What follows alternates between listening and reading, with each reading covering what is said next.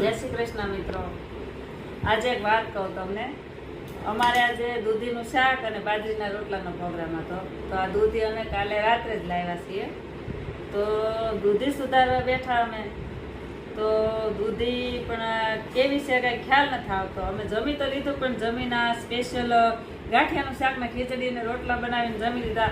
દૂધીનું શાક તો કાંઈ બન્યું નહીં, એટલે આ સ્પેશિયલ વિડીયો બનાવું. કાલે રાત્રે આ દૂધી લાવ્યા, પછી શાક સમારવા બેઠા તો આ ચપ્પુ છે જો કેવું છે ધારદાર. તો આ સુધારવા બેઠા તો આમાં ચપ્પુ પણ હાલતું નથી. જો આમાં ચપ્પુ પણ ઘૂસતું નથી. હવે આ દૂધીમાં શું કેમિકલ હશે, હું નાખ્યું હશે, હું પાક્યું હશે કે આ મસ્ત મજાનું દેશી દૂધીનું શાક, પણ આમાં ચપ્પુ ઘૂસતું નથી અને છાલ પણ ઉખાડતી નથી. આ કેટલું કડક, આ માથામાં માર્યું હોય ને તો હેમરેજ થઈ જાય એવી આ દૂધી છે. અત્યારે આપણે આ ઓર્ગેનિક કહીને આ છે તો દેશી દૂધી, પણ આપણે ઓર્ગેનિક કહીને આવું ખાઈ રહ્યા છીએ. આમાં શું કેમિકલ હશે કે શું હશે, આ કોઈ તમને ખ્યાલ હોય તો કમેન્ટ કરજો મિત્રો કે જો આ દૂધી આપણે માથામાં મારીને તો હેમરેજ થઈ જાય હેમરેજ. એટલે સ્પેશિયલ આ દૂધીનો વિડીયો બનાવ્યો છે મેં.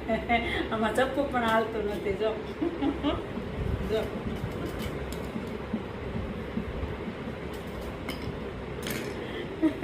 તમને ખ્યાલ હોય તો કમેન્ટ કરજો.